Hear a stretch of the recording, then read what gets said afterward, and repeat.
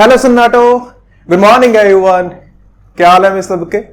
All good, very nice.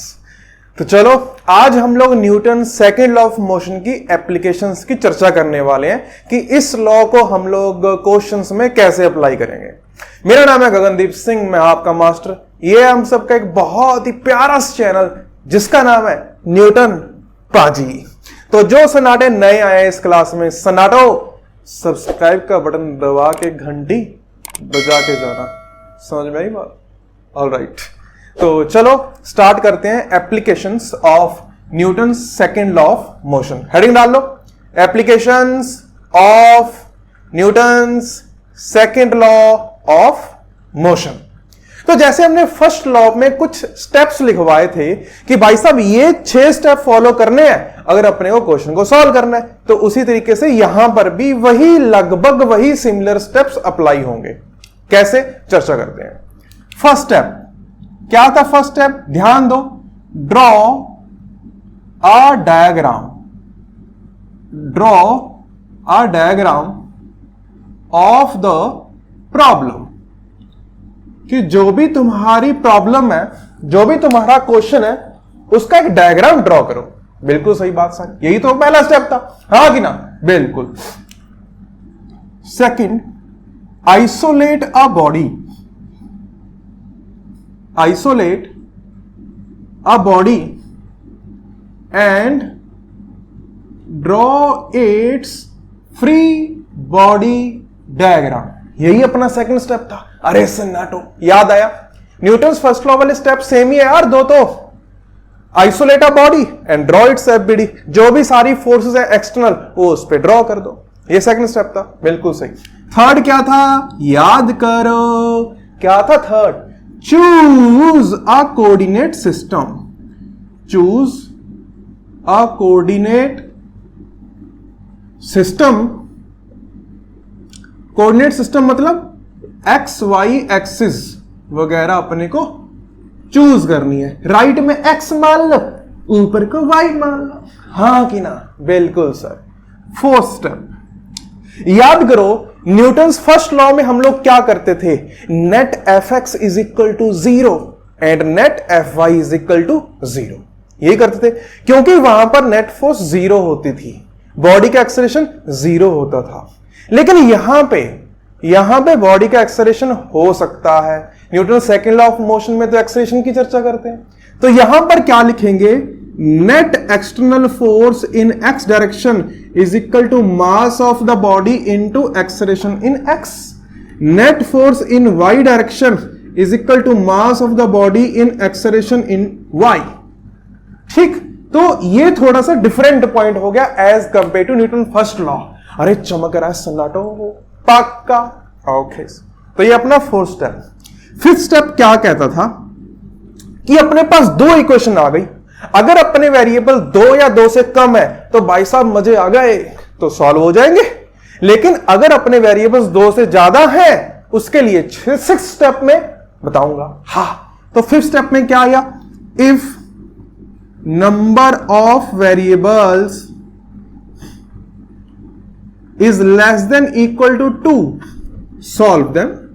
तुम्हारे निकल जाएंगे, जो भी वेरिएबल्स होंगे उनकी वैल्यू आ जाएगी। लेकिन if number of variables is greater than 2, तब क्या करेंगे? तब इन 2 इक्वेशन से काम चलने वाला नहीं है, फिर अपने को और इक्वेशंस चाहिए। उसके लिए क्या करते हैं? Isolate another body, isolate another body and follow all the steps, and follow all steps to get more equations। अपने को ज्यादा वेरिएबल सॉल्व करने के लिए ज्यादा इक्वेशंस चाहिए। ज्यादा इक्वेशंस कैसे आएंगी? अगर मैं किसी और बॉडी को आइसोलेट करके उसका एफबीडी बना दूंगा, तो पकड़ लो कोई और बॉडी, उसका फ्री बॉडी डायग्राम बनाओ, उस पे इक्वेशंस लिखो, इक्वेशंस ज्यादा आ जाएंगे, ज्यादा वेरिएबल सॉल्व हो जाएंगे। हाँ कि ना? तो ये 6 स्टेप है भाई साहब, फॉलो करने हैं। हाँ, ओके, छाप लिया हो तो हम लोग कोशिश करने शुरू करते हैं, मजा आएगा। छाप दिया, पक्का, मिटा दो, देख लो, ठीक। बहुत बढ़िया। Let's start with first question. तो पहले क्वेश्चन में क्या कहते हैं, चामू क्वेश्चन ले लेते हैं। चामू, ये ग्राउंड, ये ब्लॉक, 10 किलो का मास, हॉरिजॉन्टल फोर्स 100 न्यूटन लगा दी। Find the acceleration of the block. Block का एक्सेलरेशन निकालना है। शुरू करो। सबसे पहले यह चीज का ध्यान रखो कि प्रैक्टिकली, सन्नाटो, प्रैक्टिकली तुम सोचो ये ब्लॉक किधर जाएगा। सर राइट में जाता हुआ लग रहा है, राइट में जाएगा। इतना दिमाग तो है ना, प्रैक्टिकली सोच सकते हो ना ये ब्लॉक किधर जाएगा। कहीं कोई चमत्कारी ऐसे बैठा हो, सर ये उड़ जाएगा। भाई साहब थोड़ा ध्यान दो, ये किधर जाएगा, ये जाएगा राइट में। किधर जाएगा, राइट में। इतना पक्का यार, देख लो। ओके, क्या ये ऊपर की ओर उड़ेगा आसमान में? ना। क्या ये धरती में घुसेगा? ना। सॉलिड बॉडी है, बिल्कुल रिजिड, कोई धरती वर्ती में घुसने वाली नहीं है। ठीक, इसका फ्री बॉडी डायग्राम बनाते हैं। ठीक है सर, फ्री बॉडी डायग्राम बनाया। सबसे पहले तो इसका वेट लिख दिया सर 100, फिर एक नीचे से सर लगेगी एक नॉर्मल, फिर सर इधर को लग रही है एक 100। हाँ, बन गया फ्री बॉडी डायग्राम। हाँ कि ना सर? फिर चूज करते हैं कोऑर्डिनेट सिस्टम, इधर x, इधर y। क्या y में बॉडी का कोई एक्सेलरेशन है? No sir. इसका मतलब acceleration in y is equal to तो 0 है। It means net force in y is equal to 0 कर सकते हैं। हाँ कि ना? बिल्कुल सर। नेट फोर्स इन y 0 करोगे, नॉर्मल ऊपर की ओर पॉजिटिव, 100 नीचे की ओर नेगेटिव, इज इक्वल टू 0 करा तो यहां से नॉर्मल की वैल्यू आ गई 100 न्यूटन। हाँ कि ना? सर हमने तो नॉर्मल निकालनी नहीं थी, अपने को तो एक्सेलरेशन चाहिए था। एक्सेलरेशन किस डायरेक्शन में हो रहा है? एक्स में। हाँ, एक्सेलरेशन किस डायरेक्शन में हो रहा है? एक्स में। तो एक्स में नेट फोर्स लिख दो। सर एक्स में तो एक ही फोर्स है, 100 is equal to mass of the body into acceleration. तो यहां से एक्सेलरेशन इन एक्स डायरेक्शन आ गया 10 मीटर पर सेकेंड का स्क्वायर। हाँ कि ना? सन्नाटा समझ में आया? सबसे पहले यह पता कर लो कि एक्सेलरेशन किस डायरेक्शन में है, उसके according F net is equal to M A लगा दो, कहानी समाप्त। हाँ कि ना? Okay, very good. एक और क्वेश्चन करते हैं, मजेदार, देखना है ना। सेकंड क्वेश्चन, मान लो कि फोर्स हॉरिजॉन्टल की बजाय ब्लॉक सीधा टेढ़ा, थोड़ा टेढ़ा है, ऐसे लग गई फोर्स 100 न्यूटन। ये एंगल है 37 डिग्री। अब बताओ कि इसका एक्सेलरेशन कितना होगा, किधर को होगा। सबसे पहले विजुअलाइज करो, क्या यह ब्लॉक धरती में घुसेगा? नहीं सर, ग्राउंड बहुत सॉलिड है, धरती में घुसने के कोई चांस नहीं है। क्या यह ब्लॉक हवा में उड़ जाएगा? नहीं सर, इसको तो दबाव दे रहे हैं, फोर्स ऐसे लगा रहे हैं, हवा में उड़ने के चांसेस तो है ही नहीं। किधर चलेगा? राइट में। किधर चलेगा? राइट में। इतना चमका, पक्का। अभी फ्री बॉडी डायग्राम बनाते हैं, देखना है ना। फ्री बॉडी डायग्राम अपने को टेढ़ी फोर्सेस समझ में नहीं आती तो हम लोग कंपोनेंट्स में बनाते हैं। सबसे पहले वेट लगा दिया 100, फिर नॉर्मल लगा दी m। इस 100 का x में कंपोनेंट एंगल के साथ घूम रहे हैं तो cos लेंगे, 100 cos 37। cos 37 is 4/5। मैंने कहा है 37 और 53 बहुत यूज करूंगा, रट लो बेटा, ये एंगल समझ में आने चाहिए अच्छे से। हाँ, तो cos 37 इज 4/5 इंटू 100 करा, ये लग गया 80 न्यूटन, और ऊपर से लगा 100 sin 37 यानी कि 60 Newton. Sir free body diagram तो परफेक्टली बन चुका है, राइट में x, ऊपर को y। हाँ कि ना? पक्का। ओके, हमने ये पता कर रही है कि बॉडी का एक्सेलरेशन तो सिर्फ x डायरेक्शन में आएगा, ax। तो भाई साहब नेट फोर्स इन x को max के बराबर रख दो। Net force in x is equal to 80 is equal to mass into acceleration in x। Acceleration in x आ गया 8 मीटर पर सेकेंड स्क्वायर। सन्नाटो, y में कोई एक्सेलरेशन नहीं आ रहा, सोच के देख लो। ये ब्लॉक को ऐसे फोर्स लगाऊंगा तो ये x में चलेगा, y में उठ नहीं जाएगा। इतनी प्रैक्टिकल सोच अपनी होनी चाहिए। हाँ कि ना? फिजिक्स कर रहे हो तुम, एबीसी नहीं सीख रहे है, सन्नाटे कहेंगे। वाई में बात कर लेते हैं। सर वाई में नेट फोर्स ना जीरो करनी है क्योंकि एक्सेशन तो है नहीं। नॉर्मल ऊपर की तरफ है तो पॉजिटिव हो जाएगा, 60 नीचे की ओर है तो नेगेटिव हो जाएगा, 100 नीचे की ओर है तो नेगेटिव हो जाएगा, इज इक्वल टू 0 कर लिया। नॉर्मल की वैल्यू आ गई 160 न्यूटन। पर सर ये तो अपने को पूछ ही नहीं थी। अब मैं जनरली क्या करूंगा क्वेश्चंस में, जनरली अपने पास जैसे कि वाई डायरेक्शन में कोई एक्सेशन वगैरह होगा नहीं, मोस्ट ऑफ द टाइम ऐसा ही आएगा, सिर्फ एक्स की चर्चा होगी तो मैं फ्री बॉडी डायग्राम को सिर्फ एक्स में सॉल्व कर लूंगा। ये जो वाई वाला पार्ट है ये करने की जरूरत नहीं है क्योंकि अपन को नॉर्मल पूछा नहीं है, तो भाई साहब ये प्रैक्टिस क्यों करें, क्यों टाइम बर्बाद करें इस पे। यहां से अपना आंसर आ रहा है परफेक्टली, बस एक ही डायरेक्शन में सॉल्व करने से हो जाएगा, है ना, दूसरी डायरेक्शन में सॉल्व भी नहीं करेंगे। समझ में आया? पक्का? मिटा दूं? देख लो। ठीक, अगला क्वेश्चन करवाऊं। देखो इधर, मान लो कि अपने पास दो ब्लॉक है, दो, 5 किलो और 10 किलो। मैंने ऐसे फोर्स लगा दी एक, मान लो कि 30 न्यूटन की। क्वेश्चन है find acceleration of both the blocks. दोनों ब्लॉक्स का एक्सेलरेशन निकालना है। करो शुरू, करो करो करो, मजा आएगा। हुआ? पक्का? अच्छा, सबसे पहले तो ये सोचो कि इस फोर्स से ये ब्लॉक किधर चलेंगे। सर राइट में चल रहे होंगे, ऐसे राइट में। दोनों इकट्ठे चल रहे होंगे क्या? सोचो सोचो सोचो, दोनों इकट्ठे नहीं चल रहे होंगे। ऐसे मैंने 5 वाले को धकेला, 10 वाला आ गया, तो भाई साहब दोनों इकट्ठे ही चल रहे होंगे, हाँ कि ना? दोनों का एक्सेलरेशन सेम आएगा। ये प्रैक्टिकल सोच होती है सन्नाटो, समझ में आया? दोनों का एक्सेलरेशन सेम आएगा। अरे दोनों एक साथ ही तो चलेंगे, ऐसा तो नहीं कि 10 वाला आगे भाग गया सर और 5 वाला धीरे धीरे पीछे आ रहा है। अरे 10 वाला आगे कैसे भाग गया? किसने धक्का लगा दिया उसको? भाग ही नहीं सकता। और ना ही 5 वाला आगे जा सकता है। अगर 5 वाले को आगे जाना है तो भाई साहब क्या वो 10 के बीच में से होल करके निकल गया ना? हाँ कि ना? अरे सन्नाटो, जब दो बॉडीज होती हैं, कैसे एग्जांपल लो, कैसे लो? हाँ रुको रुको रुको, तो है ना, मान लो कि ये दो ब्लॉक है अपने, है ना, इधर से अगर फोर्स लगाऊंगा दोनों एक साथ ही तो चलेंगे, हाँ कि ना? दोनों एक साथ चलेंगे। इतना समझ में आया? तो 10 वाला और 5 वाला दोनों का एक्सेलरेशन सेम होगा। ठीक, दोनों का एक्सेलरेशन ए मान लेते हैं। अभी देखो 5 वाले का फ्री बॉडी डायग्राम,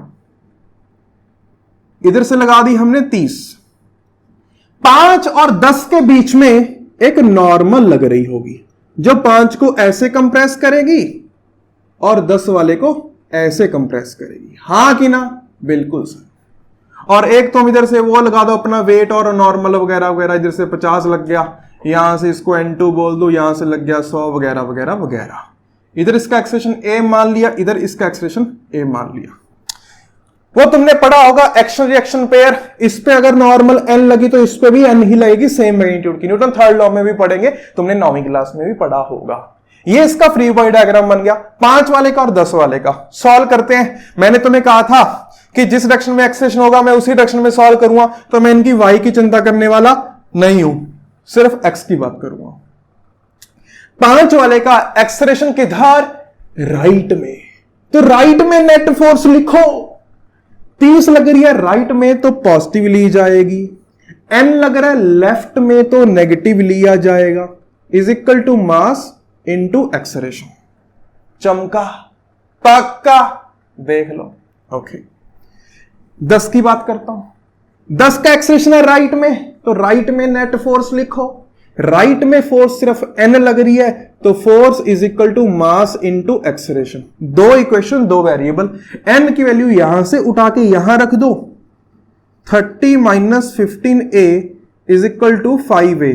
15 नहीं आएगा 10 आएगा, दिमाग ने कैलकुलेशन पहले ही कर ली।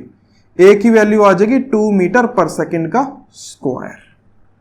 चमका? पक्का? यहां से n की वैल्यू आ जाएगी 20 न्यूटन। अरे a की वैल्यू 2 पुट करोगे तो n की 20 नहीं आ जाएगी? हाँ जी ना सन्नाटो? पक्का? बहुत बढ़िया, ध्यान देना। दोनों का मास कितना है मिलके? 15। फोर्स कितनी लगाई है? 30। 30 बाय 15 कितना होता है? 2। अरे वही तो एक्सेलरेशन आ रहा है। तो क्या हम लोग अगर इस सिस्टम की दोनों बॉडीज का एक्सेलरेशन सेम है तो उनको एक ही बॉडी ना मान लें? अलग अलग मानने का क्या है, एक ही मान लो। अरे दोनों का एक्सेलरेशन सेम है तो एक ही मान लो ना भाई साहब कि 15 किलो का एक ब्लॉक है, ऐसे राइट में लग रही है 30 न्यूटन, तो बता दो इसका एक्सेलरेशन 30/15। हाँ ये नॉर्मल इधर से कुछ आएगी, इधर इसका वेट आएगा 150, यहां से नॉर्मल लगेगी, वो अलग बात है, लेकिन एक्स डायरेक्शन में अगर चर्चा करूं तो सिर्फ 30 लग रही है, मास इसका 15 है, तो एक्सेलरेशन आ गया सिस्टम का 2 मीटर पर सेकंड स्क्वायर। हाँ कि ना? समझ में आया? तो जब भी दो बॉडीज का एक्सेलरेशन सेम आ रहा है हम लोग उसको एक ही सिस्टम में कन्फाइंड मास, टोटल मास करके लिख सकते हैं, कोई तकलीफ वाली बात नहीं है।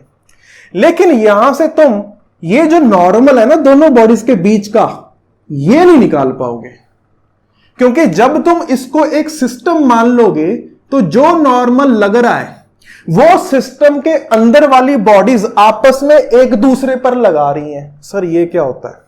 नॉर्मल नॉर्मल होता है सन्नाटो, तुम्हारी सोच गंदी है। तो ये जो फोर्स है नॉर्मल, ये सिस्टम की बॉडीज आपस पे एक दूसरे पे लगा रही हैं, इसलिए ये इंटरनल फोर्स बन जाएगी। इंटरनल फोर्स की डेफिनेशन लिखवाई थी ना कि वो फोर्स जो सिस्टम के अंदर की बॉडीज आप एक दूसरे पे लगाती हैं आपस में, उनको इंटरनल फोर्स बोलते हैं। तो जब हम लोग इस पूरे सिस्टम का फ्री बॉडी डायग्राम बनाएंगे तब ये वाली नॉर्मल इंटरनल बन जाएगी और वो एफबीडी में शो नहीं होती। तो इस वाले तरीके से हम लोग नॉर्मल की वैल्यू फाइंड आउट नहीं कर सकते।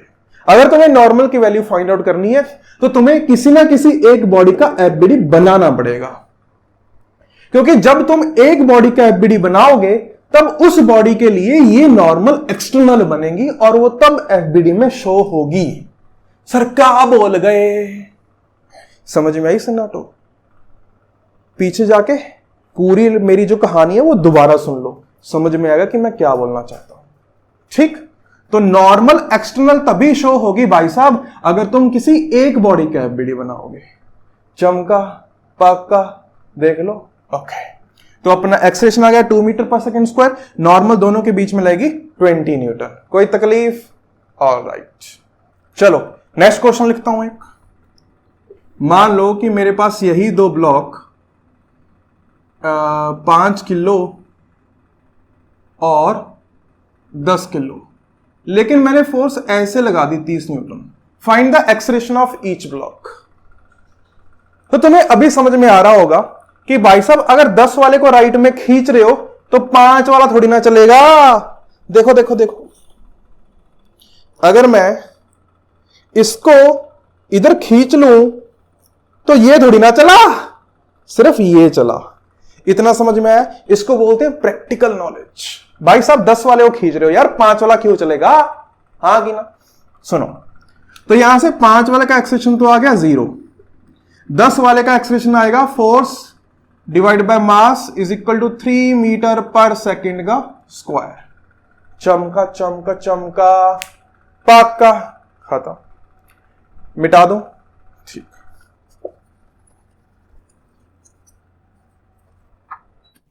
लिखो क्वेश्चन। मान लो कि अपने ग्राउंड पे ऐसे ब्लॉक्स हैं कुछ 5 किलो, 10 किलो और 15 किलो, 3 ब्लॉक ले लिए, मजा आ जाएगा। अब करो, यहां पे हमने 60 न्यूटन की फोर्स लगा दी।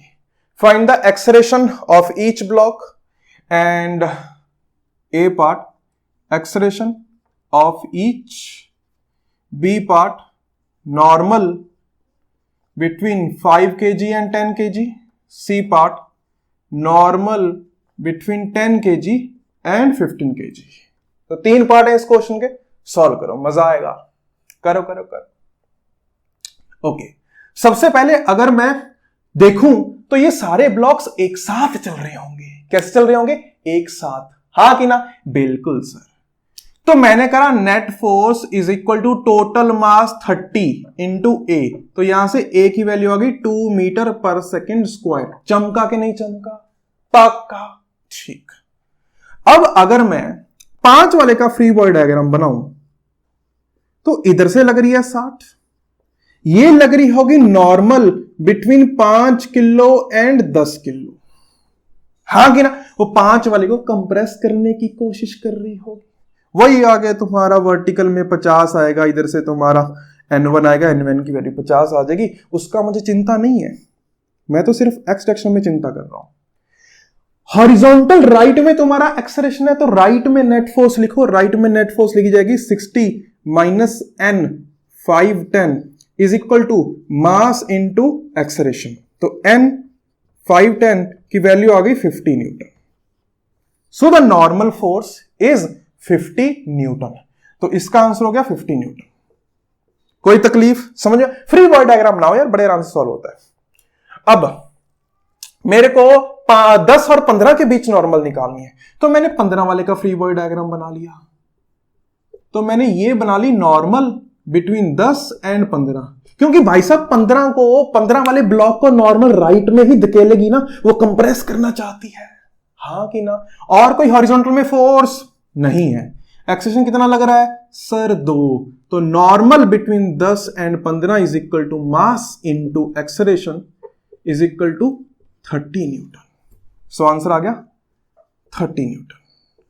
चमका, पक्का, देख लो, ठीक, वेरी नाइस। इसी जैसा एक और क्वेश्चन बन जाता है कि मान लो जैसे ट्रेन की तरह है ना, ट्रेन की तरह डब्बे ले लेते हैं। यहां पे 5 किलो का डब्बा, यहां पे एक 10 किलो का डब्बा, यहां पे एक 15 किलो का डब्बा, इधर की ओर 90 न्यूटन की फोर्स लगा दो। Find the tension T1 and T2। निकालो टेंशन, निकालो T1 T2। बहुत आसान है, इसी जैसा है। करो करो, हो गया। देखते हैं क्या ये डब्बे एक साथ चलेंगे? हाँ जी सर, रस्सियों से बंधे हुए हैं, अब तो एक साथ ही चलने पड़ेंगे। क्या सबका एक्सेलरेशन सेम आएगा? हाँ जी सर, बिल्कुल सेम आएगा। तो net force is equal to total mass into acceleration. तो यहां से एक्सेलरेशन की वैल्यू आ गई 3 मीटर पर सेकेंड का स्क्वायर, हाँ कि ना? बिल्कुल। अगर मेरे को T2 निकालनी है, तो देखो कोई ऐसा ब्लॉक ढूंढो जिसपे T1 ना लग रही हो लेकिन T2 लग रही हो। सर वो तो 5 वाला है, 5 किलो। तो 5 किलो का अगर तुम डायग्राम बनाओगे तो तुम्हें इधर को T2 नजर आएगा। वर्टिकल की चिंता मैं नहीं कर रहा। इसका एक्सेलरेशन आएगा कुछ A, जो कि 3 मीटर पर सेकेंड स्क्वायर है। तो यहां से T2 की वैल्यू आ गई net force is equal to mass into acceleration is equal to 50 newton. चमका के नहीं चमका? अरे सनाटो, फ्री बॉडी डायग्राम बनाओगे ना, कहानी अपने आप चमक जाती है। T1 निकालनी है। T1 निकालने के लिए चाहे 10 का फ्री बॉडी डायग्राम बना लो, चाहे 15 का बना लो। तो मैं 15 का बना लेता हूं। 15 का बनाया, राइट में लग रही है 90, लेफ्ट में लग रही होगी T1। अरे टेंशन तो खींचती है, तो 15 वाले को खींचेगी, लेफ्ट में लगेगी T1, हाँ कि ना? पक्का। तो राइट में लग रहा है acceleration A। Net force in right, जिस डायरेक्शन में एक्सेलरेशन होता है उसी डायरेक्शन में नेट फोर्स लिखते हैं। एक्सेलरेशन राइट में, तो मैं नेट फोर्स राइट में लिखूंगा। राइट वाली फोर्स पॉजिटिव होगी, लेफ्ट वाली नेगेटिव होगी। तो राइट में 90, लेफ्ट में T1 is equal to mass into acceleration. तो यहां से T1 की वैल्यू आ गई 45 न्यूटन। तो सॉल्व हो गई T1 और T2। चमका सन्नाटो, पक्का। एक लेवल और ऊपर चलते हैं, मिटा दो इसको, ठीक।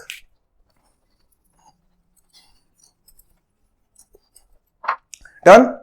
ओके, नेक्स्ट सुनो कहानी। मान लो कि मेरे पास ऐसे एक ब्लॉक टंगा हुआ है, रस्सी से टंगा हुआ है, 10 किलो का ब्लॉक, ठीक है। ये सिस्टम ऊपर जा रहा है कुछ एक्सेलरेशन से।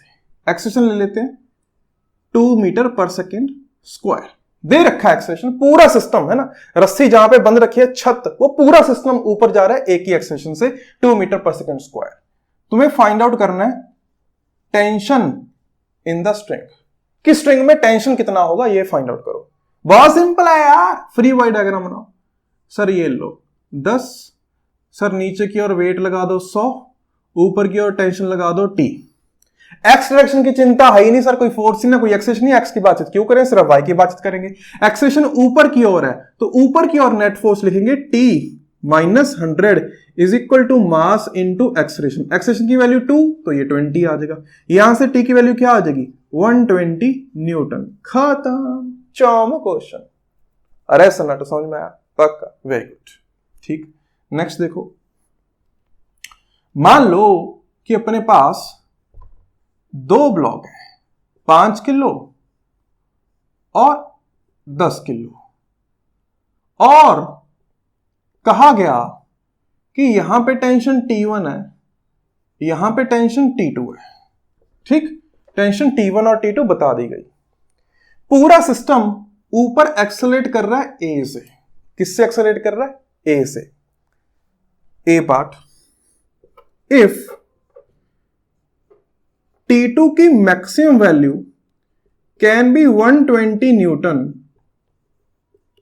Find acceleration a. कहा गया कि T2 मतलब ये दूसरी वाली रस्सी मैक्सिमम 120 न्यूटन होल्ड कर सकती है, इसके बाद वो टूट जाएगी। तो तुम्हें एक्सेलरेशन बताना मैक्सिमम कितना हो सकता है। फाइंड ए मैक्स, की मैक्सिमम कितने से एक्सेलरेट करवा सकते हो। तुम ये सोचो, जब ये पूरा सिस्टम एक्सेलरेट कर रहा होगा ऊपर की तरफ, 5 और 10 किलो दोनों ए से ही एक्सेलरेट कर रहे होंगे, दोनों का एक्सेलरेशन ऊपर की तरफ ए होगा, हां कि ना? बिल्कुल सर। T2 की चिंता करनी है तो मैं 10 वाले का फ्री बॉडी डायग्राम बना लेता हूं यार, उसमें T2 आ जाएगा, है ना? तो लो 10 वाले का फ्री बॉडी डायग्राम बनाया। ऊपर की ओर मैंने T2 लगा दिया, नीचे की ओर इसका वेट लगा दिया 100, और एक्सेलरेशन ऊपर की ओर लगा दिया A। तो मैंने इक्वेशन लिखी, T2 minus 100 is equal to mass into acceleration. मुझे क्वेश्चन में कहा गया कि T2 की मैक्सिमम वैल्यू 120 आ सकती है, तो पुट करो maximum. 120 minus 100 is equal to 10A, तो यहां से A की वैल्यू आ गई 2 मीटर पर सेकेंड का स्क्वायर। तो भाई साहब तुम्हारा मैक्सिमम एक्सेलरेशन 2 मीटर पर सेकेंड स्क्वायर हो सकता है। अगर इससे ज्यादा दोगे तो T2 वाली रस्सी टूट जाएगी।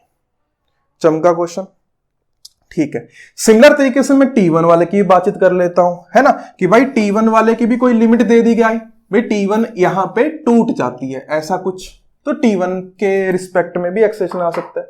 कहा गया if T1 max is equal to 200 newton, कि T1 मैक्स 200 न्यूटन तक हो सकती है भाई साहब, इसके बाद कहानी खत्म हो जाएगी।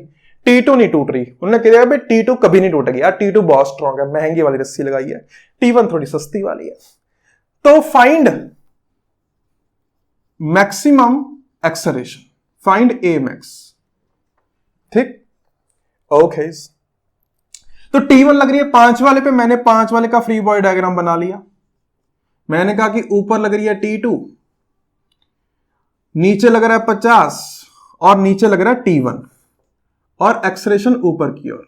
बहुत बढ़िया भाई साहब। T1 तुम्हें पता नहीं, उसके लिए नीचे वाले का डायग्राम बनाओ 10 वाले का। ऊपर की ओर T1 लगाया, नीचे की ओर लगाया 100 और ऊपर की ओर लगाया एक्सेलरेशन। दोनों की इक्वेशन लिख लो, T2 minus T1 minus 50 is equal to 5A। यहां से T1 minus 100 is equal to 10A। ठीक है, मुझे T2 की कहानी नहीं चाहिए। अरे T2 गलत लगा दिया, हाँ यहां पे, ओ सो सैड, यहां पे गड़बड़ हो गई। यहां पे T1 आएगा, 5 वाले के ऊपर T1 आएगा, यहां पे T2 आएगा, यहां पे भी T2 आएगा, तो ये आएगा T1 माइनस T2। सही लिखा, सही लिखा। यहां पे आएगा T2, हाँ अब सही लग रहा है ना। 5 वाले के ऊपर T1 है, नीचे T2 है, नीचे T2 है ना, 10 वाले के ऊपर T2 है, हाँ अब सही है। तो ये लिख लिया हमने। अपने क्वेश्चन में कहानी दी गई है T1 की, तो मुझे इक्वेशन में T2 नहीं चाहिए। इन दोनों इक्वेशंस में T2 कैसे उड़ाऊं? अगर ये फर्स्ट है, ये सेकंड है, मुझे लगता है कि तुम्हें दोनों को ऐड कर लेना चाहिए। अगर ऐड कर लोगे T2 उड़ जाएंगे। तो ऐड करने पे ये बनेगा T1 minus 150 is equal to 15A।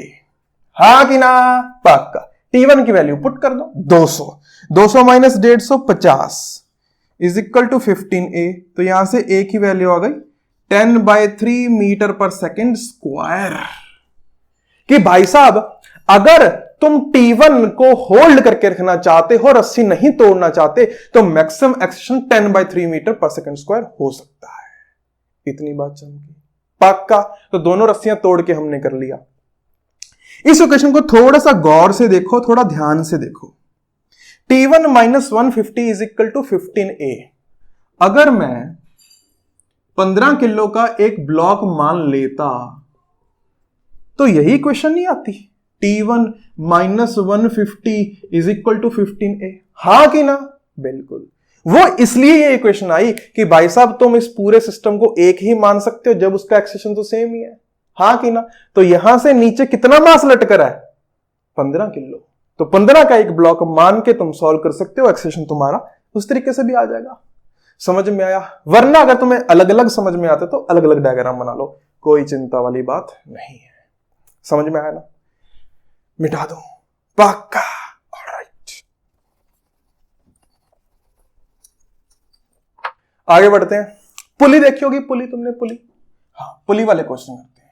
मान लो कि ये अपनी पुली है, इस पे रस्सी बंधी हुई है, एक साइड स्मॉल एम और एक साइड कैपिटल एम। कहा गया कि जो रस्सी है वो मासलेस है, पुली का भी कोई मास नहीं है, पुली का कोई फ्रिक्शन नहीं है, नथिंग इज देयर, मतलब फ्रिक्शनलेस पुली। लिख लो ऐसे, फ्रिक्शनलेस पुली, मासलेस स्ट्रिंग, पुली का भी कोई मास नहीं। Find acceleration of each block, कि दोनों ब्लॉक का एक्सेलरेशन बताना है। अगर मैं प्रैक्टिकली सोचूं, मान लो कि कैपिटल एम भारी है, तो क्या कैपिटल एम नीचे आएगा और स्मॉल एम ऊपर जाएगा? हाँ कि ना? बिल्कुल सर। मान लो कि ये ए एक्सेलरेशन से नीचे आ रहा है, तो भाई साहब ये वाला ए एक्सेलरेशन से ऊपर जा रहा होगा। हाँ कि ना? बिल्कुल। फ्री बॉडी डायग्राम बनाते हैं। स्मॉल एम का फ्री बॉडी डायग्राम, ऊपर की ओर लग गई टेंशन टी, नीचे की ओर लग गया वेट mg, एक्सेलरेशन ऊपर की ओर है a। कैपिटल एम का डायग्राम, नीचे की ओर वेट है कैपिटल mg, टेंशन तो ऊपर की ओर ही लगेगी लेकिन एक्सेलरेशन नीचे की ओर a। सही बनाया? अब ध्यान से देखना, मैं कहता हूं कि जिस डायरेक्शन में एक्सेलरेशन होता है उसी डायरेक्शन में नेट फोर्स लिखी जाती है। एम का, स्मॉल एम का एक्सेलरेशन किधर है? ऊपर, तो ऊपर की ओर नेट फोर्स लिखेंगे। ऊपर वाली पॉजिटिव आएगी, नीचे वाली नेगेटिव आएगी। ऊपर कौन है? टेंशन, तो T minus mg is equal to ma। First equation चमका पक्का। ठीक, कैपिटल एम की चर्चा करते हैं। एक्सेलरेशन किधर है? नीचे की ओर, तो नेट फोर्स किधर लिखोगे?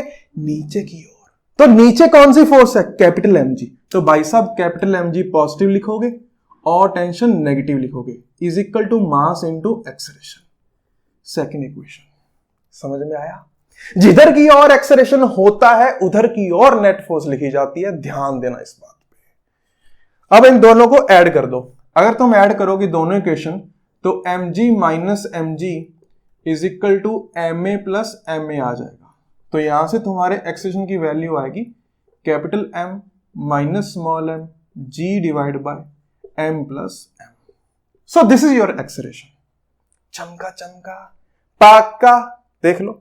अच्छा, टेंशन भी निकाल सकते हो। अगर कोई टेंशन पूछ ले, भाई साहब किसी मर्जी क्वेश्चन में पुट कर दो, पहले वाली क्वेश्चन में पुट कर दो, T is equal to mg plus ma, put कर लो। आंसर तुम्हारा आएगा 2m divide by m plus m into g। यही आंसर आएगा। यही आ रहा है ना? यही आएगा यार, ये आंसर आएगा तुम्हारा टेंशन वाला, कैलकुलेट किया हुआ मैंने। So this will be your tension, है ना? ए की वैल्यू पुट करनी है सनाटो यहां पे, बस और कुछ नहीं करना, आ जाएगा तुम्हारा आंसर। समझ में आया पक्का? तो ये अपने पुली वाले सवाल हो गए। तुमने बंदर देखा होगा, रस्सी पे बंदर, रस्सी पे बंदर देखा है क्या? हाँ, कुछ वैसा क्वेश्चन करवाता हूं, ये मिटा दूं ना? समझ में आ गया होगा? ठीक। तो मान लो कि अपने पास एक रस्सी है और उस पे एक बंदर लटक रहा है ऐसे। बंदर का मास ले लो, मान लो कि 10 किलो ले लेते, 10 किलो का बंदर है। If string can hold maximum tension is equal to 140 Newton, find maximum acceleration of बंदर। बंदर ऊपर की ओर एक्सलेट कर रहा है ए से, तो बताओ भाई मैक्सिमम एक्सेलरेशन कितना हो सकता है अगर रस्सी 140 न्यूटन होल्ड कर सकती है। सबसे पहले बंदर का फ्री बॉडी डायग्राम बना दो। ये रहा बंदर अपना, ऊपर की ओर टेंशन T लग रही है जिसके सहारे वो भाग रहा है, नीचे की ओर 100 लग रहा है, एक्सेलरेशन A। बहुत सही। नेट फोर्स ऊपर की ओर लिखी जाएगी क्योंकि एक्सेलरेशन ऊपर की ओर है, तो लिखा हमने T minus mg is equal to m into A। Question में साफ साफ कह रखा है कि T की वैल्यू भाई साहब 140 आ सकती है, तो हमने कहा 140 minus 100 is equal to 10 into A, तो यहां से A की वैल्यू आ गई 4 मीटर पर सेकेंड स्क्वायर। तो मैक्सिमम बंदर 4 मीटर पर सेकेंड स्क्वायर से भाग सकता है। अगर उससे ज्यादा भागेगा रस्सी टूट जाएगी, उसमें टेंशन ज्यादा आ जाएगी। चमका पक्का। ये बंदर वाला क्वेश्चन। अब बंदर की पूंछ पकड़ लेते हैं, 2 बंदर लेके आते हैं, 2 बंदर। सुनना है ना क्या कह रहा है कि एक बंदर तो रस्सी पे लटका हुआ है ऐसे, पूंछ, ये बंदर। एक बंदर इसकी पूंछ पे बैठा है, इसने पूंछ पकड़ रखी है दूसरे वाले बंदर ने। ये ए बंदर, ये बी। मास ऑफ ए ले लेते हैं 10 किलो, मास ऑफ बी ले लेते हैं 5 किलो। ठीक, तो ऐसे पकड़ के रखा है। ये जो बंदर है ये ऊपर की ओर एक्सेलरेट कर रहा है। ए वाला बंदर ऊपर की ओर एक्सेलरेट कर रहा है, बी वाले ने तो उसकी पूंछ पकड़ रखी है बस। बी वाला कहीं नहीं भाग रहा होता, पूंछ पकड़ के रखा हुआ है बस कि भाई साहब मैं तो साथ साथ लेके जाना जहां भी जाना, बस पूंछ पकड़ रखी है उसने। तो पूछा गया if tail of a can hold maximum tension is equal to 60 newton, find a max. ठीक, कि भाई साहब ये बंदर कितने मैक्सिमम से ऊपर भाग सकता है अगर उसकी पूंछ 60 न्यूटन की टेंशन ही झेल सकती है। समझ में आया? ओके। तो अगर मेरे को टेंशन की बातचीत करनी है तो मैं बी का फ्री बॉडी डायग्राम बना लेता हूं। ये अपना बी बंदर है ना, बी बंदर पे टेंशन लग गई T और नीचे लग गया वेट इसका 50। Is it right? बिल्कुल। अब ये सोचो अगर ए बंदर एक्सेलरेट कर रहा है तो बी भी तो एक्सेलरेट कर रहा होगा क्योंकि दोनों एक साथ जाएंगे। ए ऊपर चढ़ गया तो उसकी पूंछ पकड़ के बी भी चढ़ गया, तो अगर ए ने एक्सेलरेट करा तो बी ने भी करा। अगर ए का एक्सेलरेशन ए है ऊपर की ओर तो बी का भी तो ए होगा, हाँ कि ना? बिल्कुल सर। चमका। बी का फ्री बॉडी डायग्राम बन चुका है, इसके बाद कहानी समाप्त। कैसे? सुनो, T minus 50 is equal to 5A। T की मैक्सिमम वैल्यू 60 आ सकती है, पुट कर दो। 60 minus 50 is equal to 5A। यहां से A की वैल्यू आ जाएगी 2 मीटर पर second square. So this is the maximum acceleration with which A can accelerate, ताकि उसकी पूंछ ना टूट जाए। समझ में आया ना? पक्का? बहुत बढ़िया, शानदार। छाप दिया? ठीक।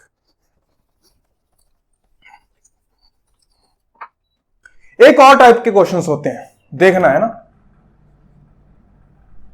ये अपना टेबल है, टेबल क्या है? टेबल। यहां से एक पुली बांध रखी है, ये एक मास लगा दिया हमने कैपिटल M मान लो, और यहां पे लगा दिया एक स्मॉल m, ऐसे।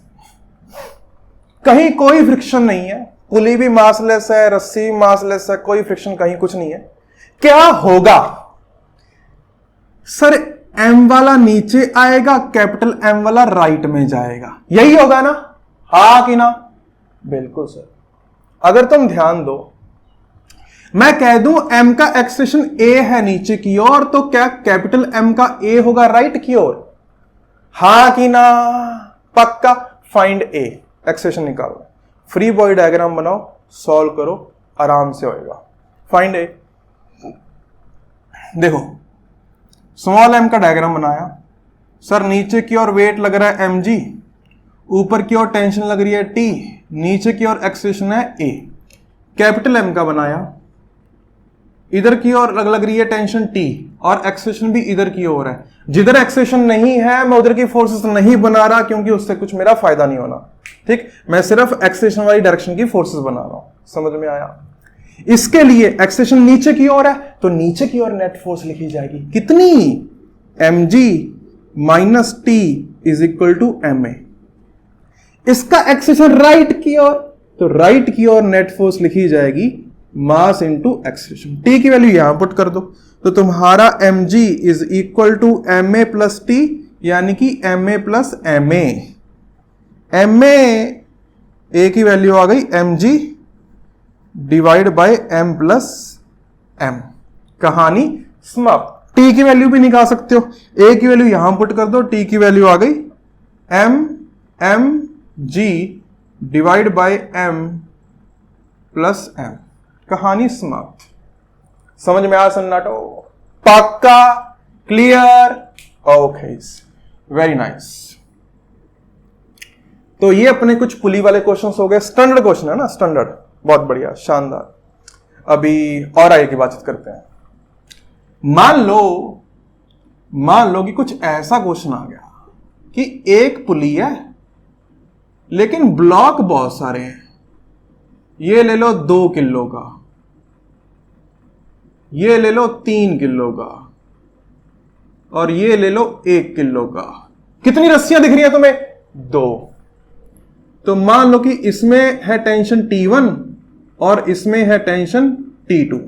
तुम्हारा क्वेश्चन है find the acceleration of each block and tension T1 and T2। ये सब फाइंड आउट करना है। हो जाओ शुरू, मजा आएगा। करो करो करो। हुआ क्या? करना कुछ नहीं है सन्नाटा, फ्री बॉडी डायग्राम बनाना है। देखो, देखने समझ में आ रहा कि राइट में ना ज्यादा भार है तो राइट वाला नीचे आएगा। इसको मान लो कि ए के एक्सिस से नीचे तो ये भी ए से नीचे, तो भाई साहब ये ए से ऊपर। हाँ कि ना? इतना समझ में आया? पक्का? Okay, free body diagram. 2 वाले का फ्री बॉडी डायग्राम बनाया तो ऊपर को लग गई टेंशन T1, नीचे को लग गया 20, एक्सेशन ऊपर की ओर A। अभी 3 वाले का बना लेते हैं। 3 वाले का फ्री बॉडी डायग्राम बनाया, ऊपर लग गई T1, नीचे लग गई T2, नीचे लग गया वेट 30 और नीचे की ओर एक्सेलरेशन A। सही बात? बिल्कुल सर। एक वाले का भी बना लो भाई साहब, इसको क्यों छोड़ा है? एक वाले पे ऊपर लग गई T2, नीचे लग गया वेट 10 और नीचे की ओर acceleration A। 3 free body diagram, 3 equation बन जाएंगे तुम्हारी। मैं 2 किलो की चर्चा करता हूं, ऊपर की ओर एक्सेलरेशन है तो ऊपर की ओर net force T1 minus 20 is equal to 2A, पहली इक्वेशन। 3 किलो की चर्चा करता हूं, नीचे की ओर एक्सेलरेशन तो नीचे की ओर net force T2 minus T1 plus 30 is equal to 3A। 1 kilo वाले का नीचे की ओर net force 10 minus T2 is equal to 1A। ठीक, तो पहले वाले में से T1 की वैल्यू निकालो, वो आएगी 20 प्लस 2A। तीसरी वाली में से T2 की वैल्यू निकालो, वो आ रही है 10 माइनस A। तो T1 और T2 की वैल्यू दूसरी इक्वेशन में पुट कर दो।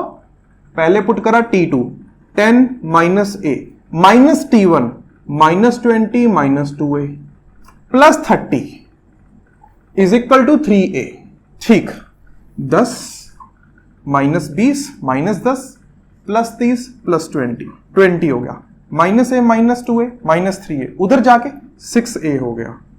तो यहां से A की वैल्यू आ गई 10/3 मीटर पर सेकेंड स्क्वायर। एक्सेशन आ गया यार। 3 इक्वेशन, 2 वेरिएबल है अपने तो, टेंशन और एक्सेशन। अच्छा T1 है, T1 T2 और एक्सेशन 3 वेरिएबल है भाई साहब, तो सॉल्व हो गया यार। इसमें क्या बड़ी बात है? एक्सेशन की वैल्यू यहां पुट करो, T2 आएगा, T2 is equal to 10 minus 10/3 is equal to 20/3 newton. तो T2 आ गया। ऊपर पुट करो A की वैल्यू, T1 आएगा, T1 is equal to 20 plus 2A is equal to 80/3 newton. तो यहां से तुम्हारा T1 भी आ गया। T1 T2 एक्सेशन सब कुछ सॉल्व हो गया। अरे हाँ कि ना? समझ में आया? पक्का? देख लो। ठीक, तो पुली वाले क्वेश्चन भी हो गए। अब और टाइप के देखते हैं, इंक्लाइन पे चलते हैं। इंक्लाइन पे मजा आएगा। मान लो कि अपने पास ऐसा कुछ इंक्लाइन है ना, यहां पे एक ब्लॉक रखा हुआ है एम मास, इंक्लाइन का angle theta. Find the acceleration of this block. Block का एक्सेलरेशन बताना है। बताओ, सबसे पहले तो ये सोचो ब्लॉक आएगा किधर।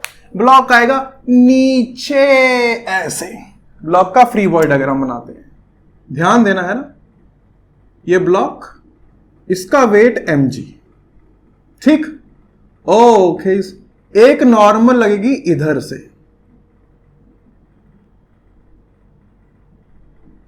ओके, तो भाई साहब mg के कंपोनेंट होंगे। एक कंपोनेंट इधर अगर ये एंगल भी थीटा हुआ तो ये आएगा mg का कॉस थीटा, और इधर वाला कंपोनेंट आएगा mg का साइन थीटा। हाँ कि ना? बिल्कुल सर। बच्चे क्या करते हैं, mg भी बनाए रखते हैं, उसके कंपोनेंट भी बना देते हैं।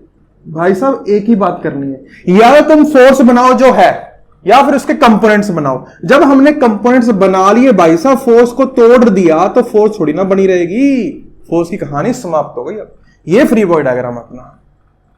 अपने को पता है कि ब्लॉक अलोंग द इंक्लाइन आएगा, तो अलोंग द इंक्लाइन कितनी फोर्स है, mg साइन थीटा। तो net force is equal to mass into acceleration, यहां से a की वैल्यू g साइन थीटा। तो ब्लॉक g साइन थीटा से नीचे की ओर आएगा। समझ में आया सन्नाटो?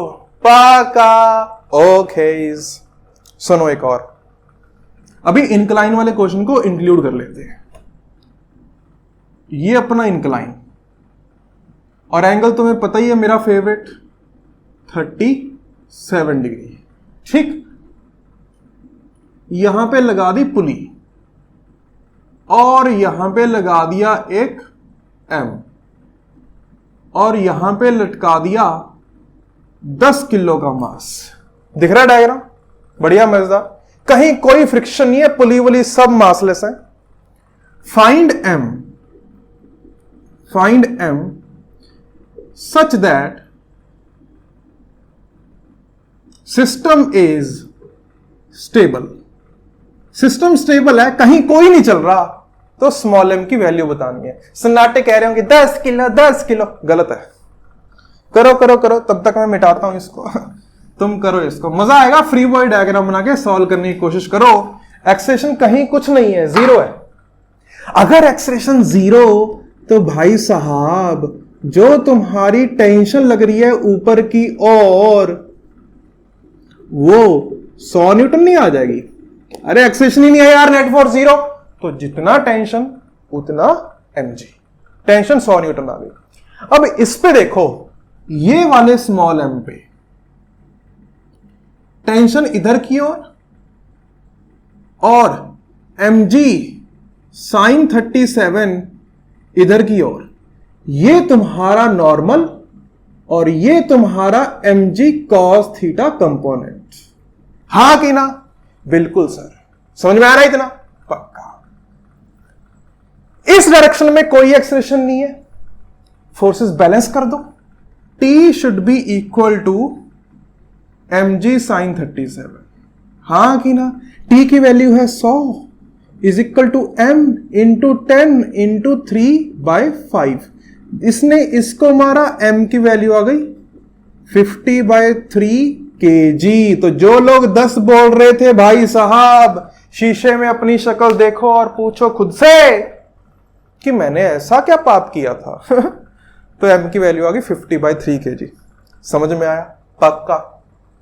ओके, अगर m 10 होता तो क्या होता, ये सोचना है अब। अगर m जो तुम बोले थे कि 10 होगा, तो अगर m 10 होता तो क्या सिस्टम स्टेबल रहता? तो एक्सेलरेट करता। क्या करता? एक्सेलरेट। मान लो कि m की वैल्यू है 10 kg। ये एक छाप लिया होगा है ना, मिटा रहा हूं इसको मैं। मान लो if m is equal to 10 kg, find acceleration and tension. दोनों बताने हैं, ब्लॉक्स के एक्सेलरेशन भी बताने हैं जो कि सेम आएंगे दोनों के, क्योंकि एक ही रस्सी है, और टेंशन बतानी है रस्सी में। शुरू हो जाओ। सर बहुत आसान है, ऐसे मान लो कि सर ये जा रहा है नीचे ए से, ये जा रहा है ऊपर ए से, उसके बाद फ्री बॉडी डायग्राम, 10 वाले का फ्री बॉडी डायग्राम, सर नीचे की ओर 100 लगा दिया, ऊपर की ओर टी लगा दिया, एक्सप्रेशन इधर, स्मॉल एम की कहानी, इधर की ओर टी लगा दिया, इधर की ओर लगा दिया 10, ये भी तो 10 है, 10g sin 37, और इधर की ओर a लगा दी। इक्वेशन लिखनी है, नीचे की ओर net force 100 minus T is equal to 10a, ऊपर की ओर t माइनस g की वैल्यू 10, तो ये 100 हो गया, 100 sin 37 is equal to 10a। हाँ कि ना? बिल्कुल। ऐसे करो, फर्स्ट और सेकंड को ऐड कर लो तो minus T plus T cut जाएंगे, ये आएगा 100 minus 60 is equal to 20a, तो 40 इज इक्वल टू 20a, तो a की वैल्यू आ गई 2 मीटर पर सेकंड स्क्वायर। हाँ कि ना? बिल्कुल सर। t की वैल्यू देखते हैं, 100 minus T is equal to 10a, t की वैल्यू आ गई 80 न्यूटन। चमका। और यार प्योर मैथ्स है, थोड़ी प्रैक्टिकल नॉलेज, थोड़ा सा एनालिसिस, अच्छा सा फ्री बॉडी डायग्राम, सही सही इक्वेशंस, उसके बाद मैथ्स, कहानी समाप्त। मैथ से घबराना नहीं है यार, ये तो 6वीं क्लास का मैथ है यार, 2 इक्वेशन 2 वेरिएबल 6वीं क्लास में सिखाते हैं। हाँ कि ना? बिल्कुल। तो कोई घबराने वाली चीज नहीं है, बहुत आसान चीज है यार, बहुत आसान, मजेदार, जो हम लोग डेली अप्लाई करते हैं अपने घर पे, डेली चीजें देखते हैं, बस उनको सॉल्व कर रहे हैं। समझ में आया? पक्का?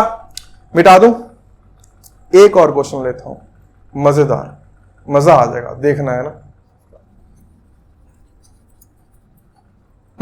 मान लो कि अपनी पुली कुछ इस टाइप की है, ऐसे, यहां पे एक और पुली है, समझ रहे हो, और ये बंधा हुआ है, यहां पे लटका हुआ है एक ब्लॉक, मास ले लो 5 किलो, यहां पे लटका हुआ है एक ब्लॉक, मास ले लो 20 किलो। भाई साहब मजा तो इसमें आएगा। यहां पे कितनी रस्सियां हैं? कितनी रस्सियां दिख रही हैं तुम्हें? 1 2 और 3 रस्सियां हैं यहां पे। एडवांस प्लस लेवल क्वेश्चन है ना, बढ़िया एडवांस लेवल का क्वेश्चन है। 3 रस्सियां यहां पे, तुम्हें फाइंड आउट करना है T1, T2, T3। रुको, अभी और भी कुछ फाइंड आउट करना है तुम्हें। मान लो कि 20 का एक्सलेरेशन नीचे की ओर है A1 मान लेते हैं, A1, तुम्हें A1 फाइंड आउट करना है। मान लेते हैं कि 5 का एक्सलेरेशन है ऊपर की ओर A2, और तुम्हें A2 फाइंड आउट करना है। सर जान ही निकाल दिया आपने तो, सारा न्यूटन्स लॉज ऑफ मोशन मिला के एक ही क्वेश्चन में धकेल दिया। अब मजा करो। Pulleys are massless, strings are massless, ये 5 वेरिएबल है, सॉल्व कर लो। सर हमसे 2 वेरिएबल नहीं सॉल्व होते, आपने 5 दे दिए। सर आप ही करवा दो, कोशिश करो, पॉज करके मैं शुरू करता हूं। ठीक, सुनो इधर। अभी मैं इसमें जो अप्लाई करने वाला हूं उसको बोलते हैं स्ट्रिंग कंस्ट्रेंट। कंस्ट्रेंट के क्वेश्चन बहुत कम आते हैं, वैसे तो बहुत ही कम आते हैं, आईआईटी एडवांस में भी बहुत कम आते हैं, बट स्टिल अपने को आना चाहिए। थोड़ी सी कोशिश करता हूं। अगर तुम्हारा लेवल अच्छा है, एडवांस लेवल है, तो इसको ट्राई करो। अगर अपना मतलब ठीक ठीक है, ओके ओके, तो कोई जरूरत नहीं है ना। एडवांस में भी बहुत ही नेग्लिजिबल आता है सब क्वेश्चन, मेन से नहीं पूछने वाला। ठीक है, तो अगर अपना एडवांस लेवल का अपने को लगता है कि वी एडवांस लेवल आईआईटी में जाना है, तो इसको कोशिश कर सकते हैं। ठीक, ध्यान देना इधर। सुनो, स्ट्रिंग कंस्ट्रेंट बोलते हैं इसको। वो कंस्ट्रेंट क्या कहता है, ध्यान देना। मैं इस रस्सी की बात करने वाला हूं, T2 वाली रस्सी की। अगर मैं T2 वाली रस्सी की बातचीत करूं तो वो कुछ ऐसी है ना, ये यहां से लेके यहां तक। Is it right? बिल्कुल। ये फिक्स है, फिक्स। रस्सी का ये वाला पार्ट फिक्स है कि भाई साहब इस लेंथ को मान लो L1 और इस लेंथ को मान लो L2, तो रस्सी की टोटल लंबाई कितनी हुई? L1 प्लस L2, और वो टोटल लंबाई रस्सी की कांस्टेंट रहनी चाहिए, हां कि ना? बिल्कुल सर, रस्सी की टोटल लंबाई रहनी चाहिए कांस्टेंट। ठीक, ऐसे करो,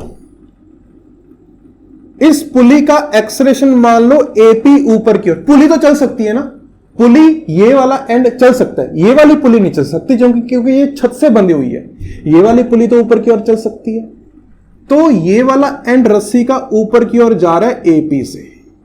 ठीक, बिल्कुल, ये वाला एंड रस्सी का ब्लॉक के साथ नीचे आ रहा है A1 से, तो ये वाले एंड का एक्सलेरेशन नीचे बनाओ A1। इतना चमका? पक्का? देखो क्या किया मैंने रस्सी की शक्ल बनाई, मैंने लेफ्ट वाली लेंथ को L1 का, राइट वाली को L2 का, मैंने कहा कि L1 प्लस L2 कांस्टेंट है, क्योंकि रस्सी ना ही लेंथ बढ़ाएगी ना ही अपनी लेंथ घटाएगी, उसकी लेंथ कांस्टेंट रहेगी। बिल्कुल सही लिखा।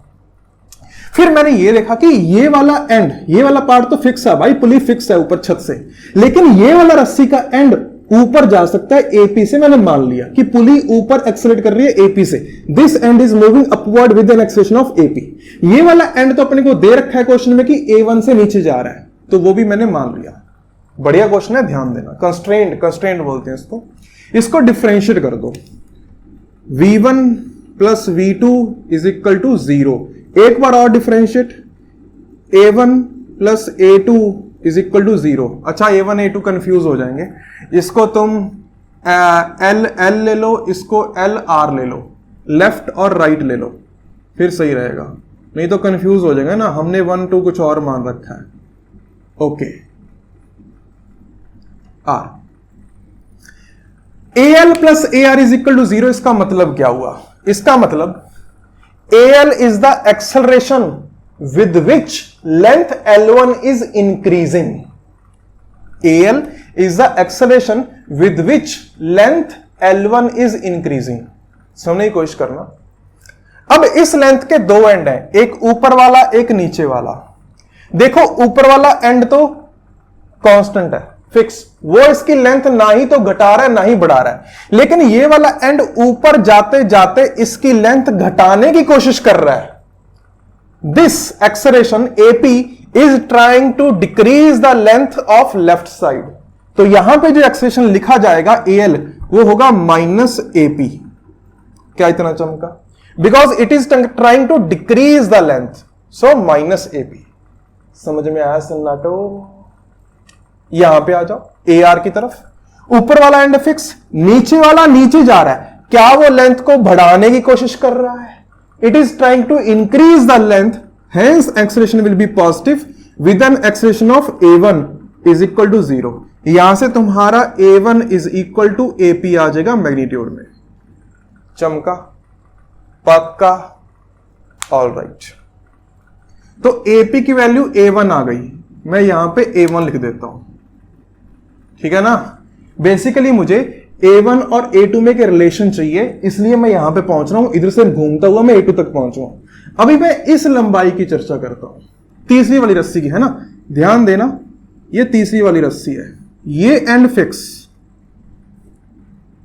ये एंड ऊपर जा रहा है A2 से और ये ऊपर जा रहा है A1 से।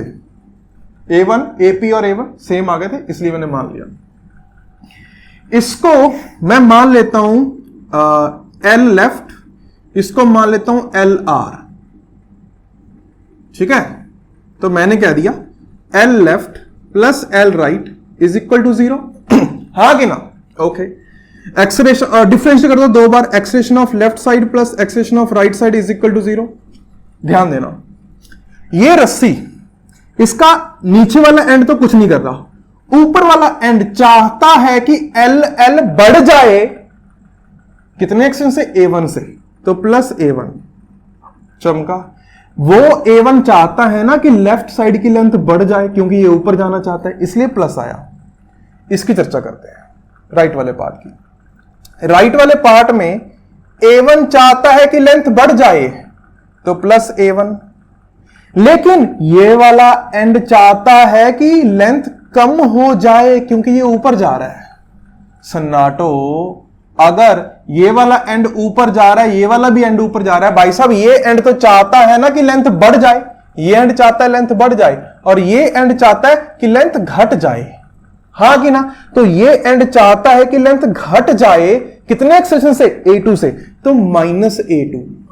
ये वाली रस्सी के दोनों एंड मूव कर रहे हैं, तो इसलिए A1 और A2 दोनों आए। ऊपर वाले का +A1 बढ़ाना चाहता है, नीचे वाले का -A2 घटाना चाहता है, इज इक्वल टू 0।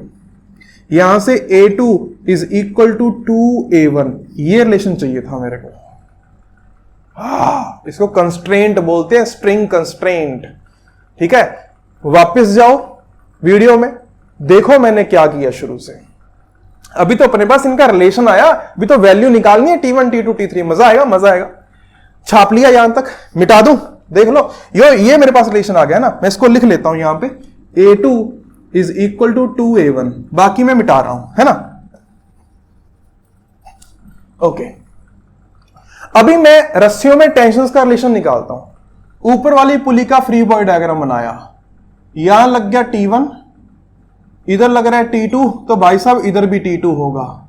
ऊपर की और नेट फोर्स लिखो, T1 - 2T2 is equal to पुली का मास इंटू एक्सेलरेशन। कहानी 0 हो गई, पुली का मास 0 है, तो यहां से T1 की वैल्यू आ गई 2T2। चमका के नहीं चमका, पक्का, ठीक।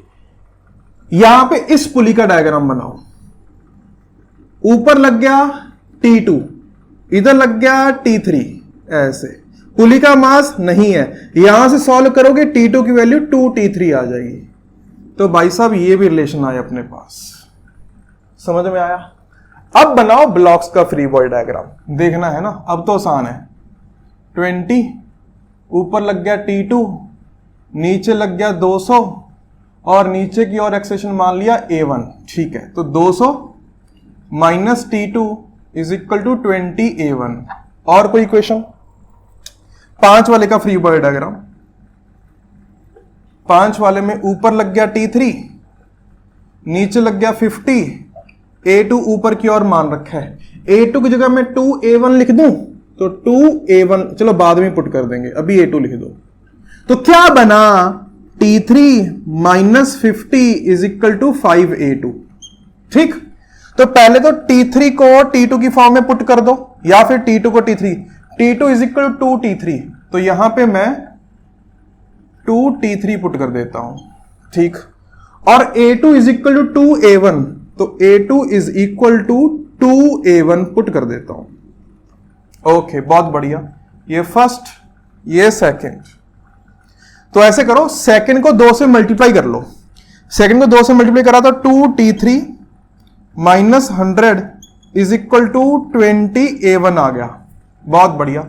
अब इन दोनों कर दो ऐड, फर्स्ट और थर्ड को ऐड कर दो, तो 2T3 कट जाएगा, 200 - 100 will be 100 is equal to 20 और 20 40A1। तो यहां से A1 की वैल्यू आ गई 2.5 मीटर पर सेकेंड स्क्वायर। A2 की वैल्यू आ गई 5 मीटर पर सेकेंड स्क्वायर। 2 चीजें निकल गई, मजेदार। ओके, तो अगर तुम्हारी A1 की वैल्यू आ चुकी है तो कहीं भी पुट कर लो। कहां पुट करोगे, यहां पुट कर लो। T3 की वैल्यू आएगी तुम्हारी, T3 आएगी, नहीं यहां क्यों पुट करनी, यहां पुट करो ना, यहां पुट कर लो। यहां A1 की value 2.5, 2.5 into 2 5, 5 into 5 25। T3 is equal to 25 plus 50 is equal to 75 newton. तो ये आ गया तुम्हारा T3। चमका सन्नाटो सर, इतना कुछ। और T2 इज इक्वल 2T3, तो T2 की वैल्यू आ गई 150 न्यूटन, हाँ कि ना, आ गई sir. T1 is equal to 2T2, तो T1 की वैल्यू आ गई 300 न्यूटन। आया कि नहीं आया? तो 5 वेरिएबल 1 2 3 4 और 5 सब सॉल्व कर दिए। भाई साहब मजेदार क्वेश्चन था, बड़ा ही तगड़े लेवल का, मजा आएगा करने में। देखो है ना दोबारा इसको मैंने क्या किया। ओके, सो ये थी अपनी applications about Newton second law of motion. Practice करना बहुत जरूरी है, प्रैक्टिस करना। मैंने देखा है ना कि लोग होमवर्क बहुत कम करते हैं। क्वेश्चंस को बहुत कम सॉल्व करते हैं, बस ऐसे वीडियो देख ली यूट्यूब पे, हाँ बढ़िया भी मास्टर बढ़िया कर रहा है, बहुत बढ़िया समझ में आ रहा है। भाई साहब मेरे करने से ना तुम्हें समझ में नहीं आएगा, मेरे करने से मेरी प्रैक्टिस अच्छी होती है, तुम्हारी नहीं। तुम्हारी प्रैक्टिस तब अच्छी होगी जब तुम लेक्चर्स को देख के उनको अप्लाई करोगे, खुद क्वेश्चन सॉल्व करोगे, तब तुम्हारी प्रैक्टिस अच्छी होगी। समझ में आई बात? सो तुम्हें क्वेश्चंस करने बहुत जरूरी है। तुम अपनी बुक से, मॉड्यूल वगैरह से, जहां से भी तुम्हारी है, जहां से भी तुम करते हो, तो वहां से इनके क्वेश्चंस करो, मजा आएगा। समझ में आई बात? ठीक है, तो जो सुनारे नए थे भाई साहब, सब्सक्राइब का बटन दबा के घंटी बजा के जाना। I will see you in next class with the next part. Till then take care, पढ़ाई करो, टाटा।